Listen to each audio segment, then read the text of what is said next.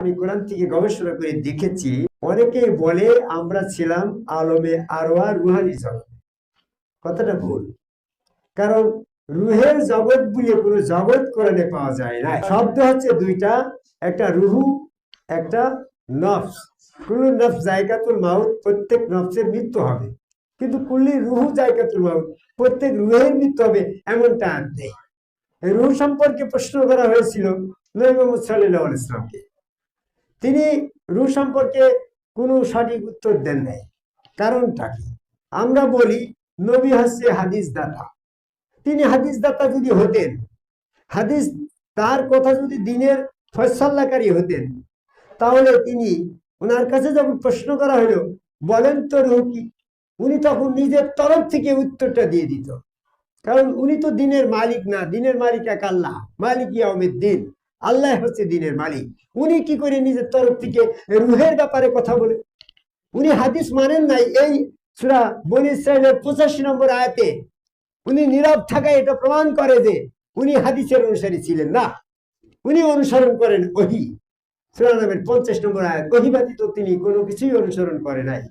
নবী মুহাম্মদ সাল্লাল্লাহু আলাইহি ওয়াসাল্লামকে আল্লাহ ধমক দিয়ে বলছে, হে নবী, তুমি তোমার প্রতি যাহা ওহী অবতীর্ণ হয় শুধু তুমি তাহারই অনুসরণ করো, অন্য কোনো কিছু অনুসরণ করিও না। এখানে নেগেটিভ কথা বলা হয়েছে। তাহলে নবী মুহাম্মদ সাল্লাল্লাহু আলাইহি ওয়াসাল্লাম হাদিস দাতাও নয়, হাদিসের অনুসারী নয়, তিনি শুধু কোরআনের অনুসারী, ওহীর অনুসারী। তাই তিনি অপেক্ষা করলেন আল্লাহ রাব্বুল আলামিন কিভাবে এই রুহের জবাবটা দেয়। তখন জিবরাইল ফেরেশতা এসে বলল, বলেন, লোকে আপনাকে প্রশ্ন করে রূহ সম্পর্কে, আপনি বলে দেন রূহ হচ্ছে প্রভু সত্তা। এখানে এই সূরা বনী ইসরাঈলের 85 নম্বর আয়াত দিয়ে রূহের ফয়সালা দিয়ে গেল, রূহ হচ্ছে প্রভু সত্তা। এই জন্য প্রভুর কখনো মৃত্যু নাই। অনেকে আমার কাছে অনেক প্রশ্ন করে যে আল্লাহ বলে আমার রূহ পাঠালাম, সূরা মরিয়মের 19 নম্বর আয়াত, 17 নম্বর আয়াত, যে আমার রূহ মরিয়মের কাছে পাঠালাম। তাহলে আল্লাহ ওখানে বসে থাকলো, রূহ পাঠালো, তাহলে রূহ নিশ্চয় আল্লাহ নয়।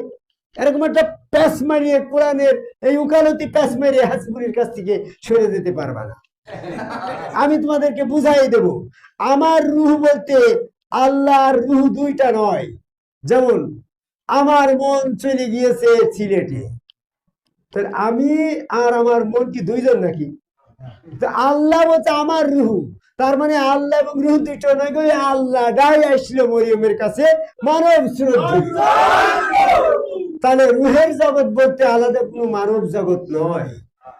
আলমে আরওয়াই তোমরা ছিলে, এই মর্মে কোরআনে কোনো আয়াত নেই। তাহলে আমরা কোথায় ছিলাম?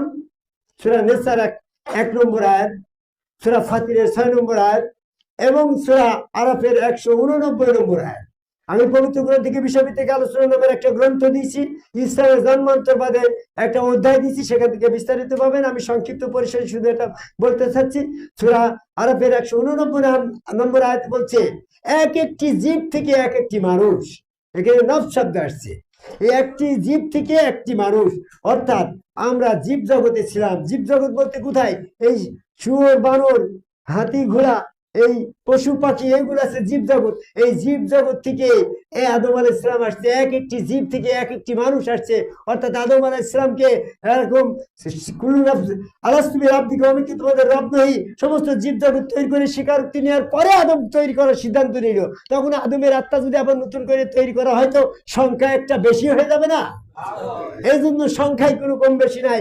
এক একটি জীব থেকে এক একটি মানুষ তৈরি করা হয়েছে। অর্থাৎ আগে আদম আলাইহিস সালাম মনে করো একটা বানর ছিল, বানরের মৃত্যু হইলো, পরে ওই আত্মাটা আদমের ভিতরে ঢুকিয়ে দেওয়া হলো। সংখ্যা কিন্তু একটা অধিক কমলো, একটা বাইরে।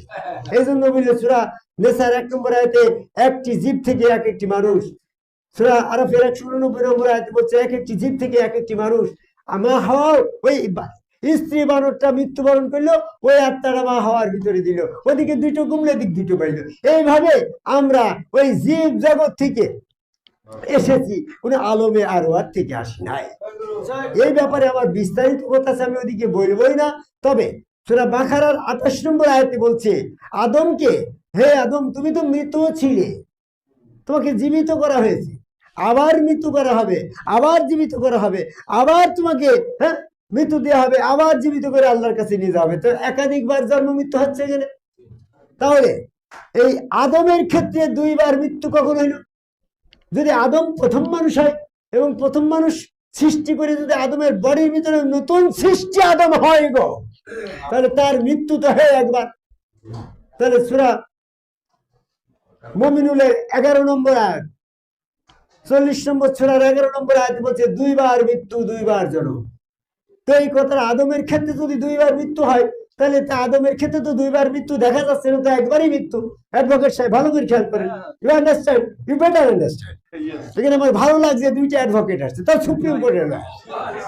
আমিও অনেক আগে হাসিবুল পাগল লয়ার, আমার কথা কেউ বিশ্বাস করে না, তারপর আমি লয়ার সামনে দুইটা পেয়েছি বলি বলি তুমি তো মৃত্যু ছিলে। এই মৃত্যু শব্দটা সূরা বাকারায় কেন আসলো? তোমরা যারা কোরআন তাফসীর করছো বলছো যে তুমি তো নির্জীব ছিলে। নির্জীব কথার আর মৃত্যু কথার এক নয়।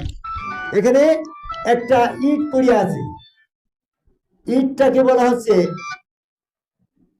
এটা হচ্ছে নির্জীব।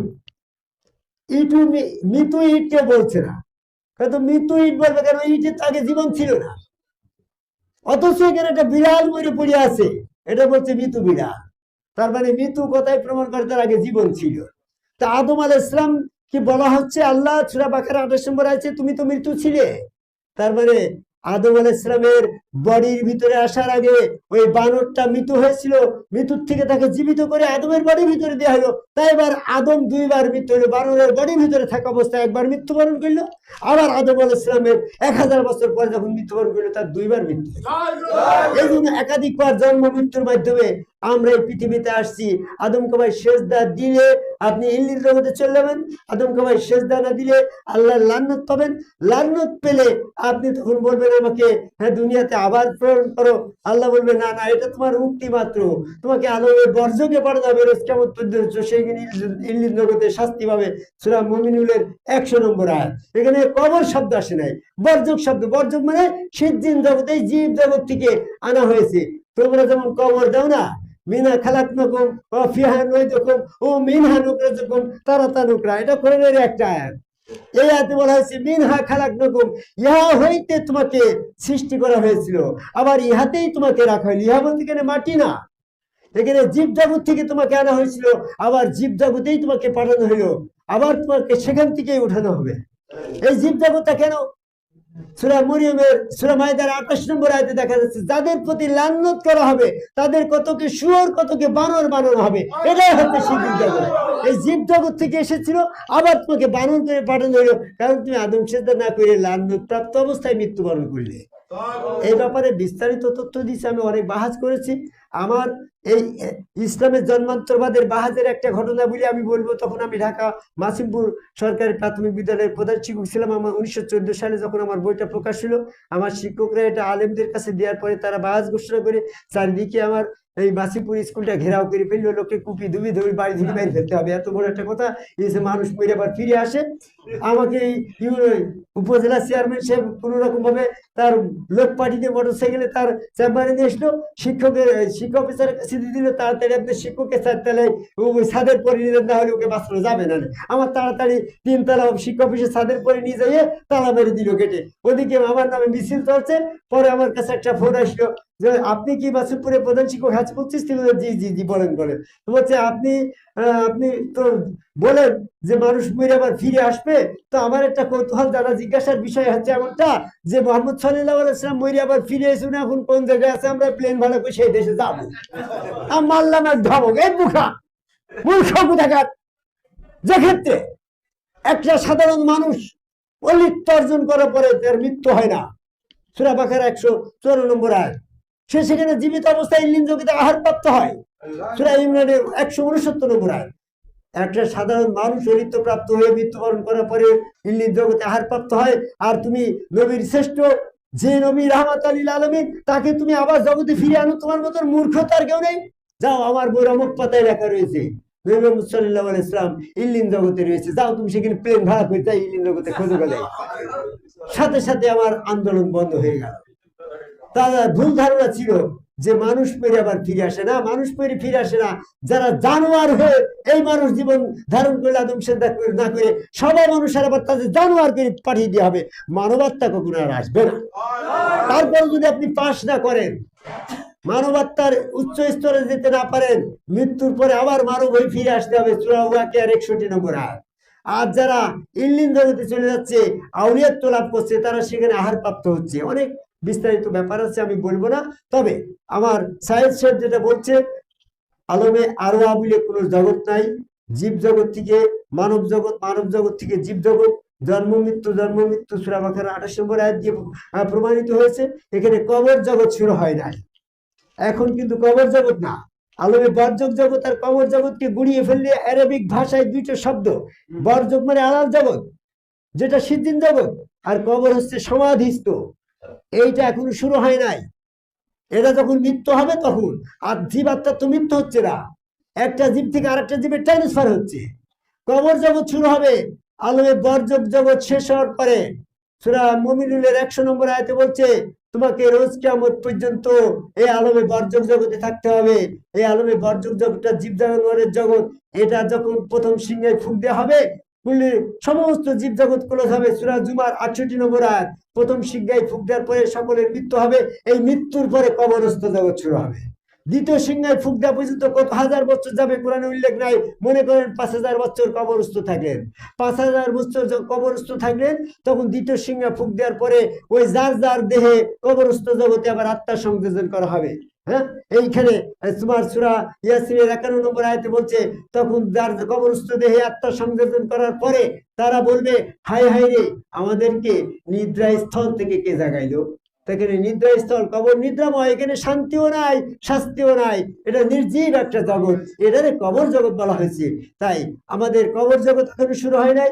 যারা মূর্খের সর্দার এই কবরের আযাব ভ্রান্তি ধারণা পোষণ করে মানুষকে বিভিন্ন ভাবে ভুল পথ দেখাচ্ছে, বলে যে সমস্ত প্রশ্ন করা হবে সেটা কবরে নয়, সেই ধরনের কোন প্রশ্নই হবে না। প্রশ্ন হবে মৃত্যুর পরে আল্লাহ পাকের পায়ে সেজদার মাধ্যমে ইমান পরীক্ষা করা হবে। আমি সংক্ষিপ্ত পরিসরে আপনাদের কাছে শুধু একটা কথাই বলে শেষ করব, যেহেতু আমার ওপিনিয়ন নয়, আমি আজকের আহ্বায়ক, আমি এক আমন্ত্রক, আমি কিন্তু বক্তা নয়। তারপর আপনাদের শুধু আমি গবেষক হিসাবে 5 মিনিট শুধু গবেষণালব্ধ কথা বলবো। সেটা হচ্ছে এই রকম, যে আমরা যখন ইসলামে 73 দলের ফেকরার ভিতরে পড়ে গেছি, আমার অ্যাডভোকেট সাইদ সাহেব এখন কোন দিকে যাবে, কাশীপুর জামে মসজিদের সভাপতি হয়ে উনি এখন কোন দিকে যাবে, এই তরিকতের দিকে আসবে না ওই সভাপতি থাকবে, বিভ্রান্তির ভিতরে পড়ে গেছে। 73-এর ভিতরে what is the right way according to the holy Quran, এটা সে অনুধাবন করার জন্য এখানে এসেছে। আমি ধন্যবাদ দিচ্ছি আমাদের এই বন্দিশে এমন একজন জ্ঞানী লোকের পদার্পণ ঘটায় আমরা অত্যন্ত খুশি, অত্যন্ত গর্বিত, অত্যন্ত ধন্য হয়েছি। আমি শুধু তাকে স্মরণ করে কথাটা বলতে চাই এমনটি ভাবে যে দুইটা, এই 73 বলেন আর 74 বলেন আর একাধিক বলেন, সূরা রুমের 35 নম্বর 32 নম্বর আয়াতে আল্লাহ পাক স্মরণ করে বলছে, তোমরা যে যার মতো করে ইচ্ছা মতো দলে মনে করছে আমারটা সঠিক, কিন্তু যদি সঠিক হইতো তো 73টা কেন হইল? সঠিক তো হবে একটা। তাহলে এর ভিতরে দল কিন্তু দুইটা। এর মৃত্যুর পরে এই 73টা দলের ভিতরে একটা দল সঠিক কোনটা, কোন মাপকাঠি দিয়ে, কোন থার্মোমিটার দিয়ে, কোন চম্বুক দিয়ে আপনি পার্থক্য করবেন, এটা আমি শিক্ষা দেব এজ এ টিচার হিসাবে। আজকে শোনেন, এইটার সমস্যা যেমন জাহিদের, এইটার সমস্যা আমাদের কেদারনগরের জনগোষ্ঠীর, এইটার সমস্যা অল ওভার দ্য ওয়ার্ল্ড, পৃথিবীর সমস্ত নিরীহ জনগণের এইটার সমস্যা। 73 দলের ভিতরে সঠিক কোনটা দল আমি নির্ণয় করে নেব কি করে? মনে করেন কাঠের গুঁড়া লোহার গুঁড়া একসাথে মিলে গিয়েছে, এই লোহার গুঁড়া কাঠের গুঁড়া যদি আপনি সেপারেট করতে যান, আপনার মতো শত শত জীবন চলে যাবে এই কণা কণা বৃক্ষ নেই এই লোহার গুঁড়া আর কাঠের গুঁড়া আলাদা করতে। কিন্তু আমি সায়েন্সের ছাত্র হিসেবে যখন আমার বিএসসি পরীক্ষায় ল্যাবরেটরিতে গেলাম, আমার কাছে একটা চম্বুক দেওয়া হলো। চম্বুকটা যখন আমি এই গুঁড়া লোহার গুঁড়ার কাঠের গুঁড়া মিশ্রিত আছে না, তারপরে আমি ধরলাম, লোহার গুঁড়া চম্বুকে টেনে নিল, কাঠের গুঁড়া পড়ে থাকলো, মিশ্রিত বিষয়টা আমি সেপারেট করে ফেললাম না। ঠিক তদ্রুপ ভাবে আমি একটা চম্বুক দিয়ে দেব, এই 73 দলের ভিতরে সঠিক দলের পরিচয় কিভাবে পাবেন সেটা কোরআন ভিত্তিক গবেষণায় আমি বের করেছি।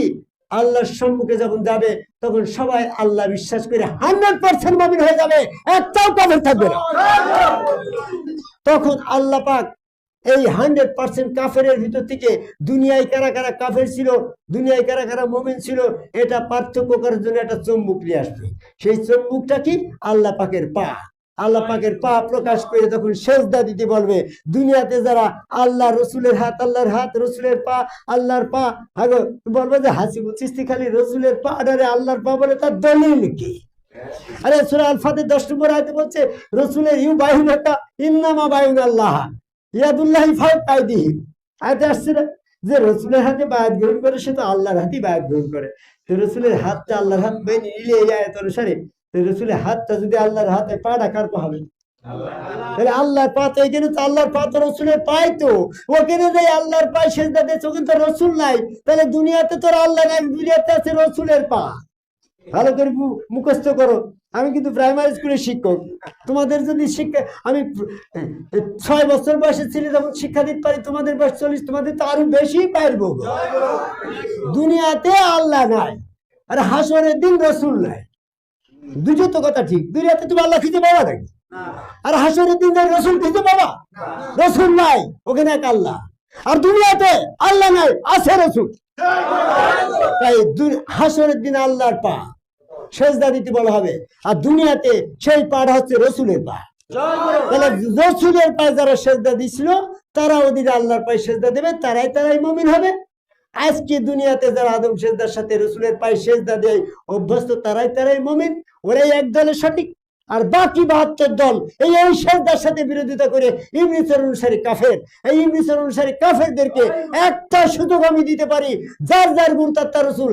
আদমকে ভাই সেজদাকারী একজন সম্মুখ গুরু রসুলের কাছে বায়াত গ্রহণ করে আদম সেজদার মাধ্যমে মুমিনত্ব লাভ করে মৃত্যুবরণ করে আল্লাহর পায়ে সেজদা দিয়ে ইল্লিন জগতে যাওয়ার আহ্বান করি। আর এখানে সেজদা না দিয়ে আল্লাহর পায়ে সেজদা দিতে না পারে সিজ্জিন জগতে যে ওই গরু ছাগল হাঁস মুরগি আবার সূরা মাইদার 7 নম্বর আয়াতে দৃষ্টি আকর্ষণ করে বলি কতকে শুয়োর কতকে বানর বানাবে, এটা কোরআনের আয়াত। কাজে আমরা এই আলমে আরওয়াহ জগৎ, কবর জগৎ, এরকম দুনিয়ার জগৎ ভিন্ন ভিন্ন কবর জগৎই এখন আসেনি। আমি বিশ্লেষণ করে দিয়ে যাই জীব জগৎ, মানব জগৎ, আলমে বারজক জগৎ, কবর জগৎ, হাসর জগৎ, তারপরে দুজক বেস্তর জগৎ। এই ধারাবাহিক ভাবে আমার বইয়ের ভিতরে স্পষ্ট ভাবে বলা আছে। পবিত্র কোরআন থেকে বিষয়ভিত্তিক আলোচনা নামের গ্রন্থকারে আমি দিয়েছি, www.mdhasibullah.com ওয়েবসাইটে আছে, হার্ড কপি আমার কাছে আছে। যারা এখন বিস্তারিত জানতে চান পরবর্তীতে আমার বইটা পড়ে নেবেন। এই বলে আমি আমার সংক্ষিপ্ত বক্তব্য এখানে শেষ করে আমরা কিয়ামে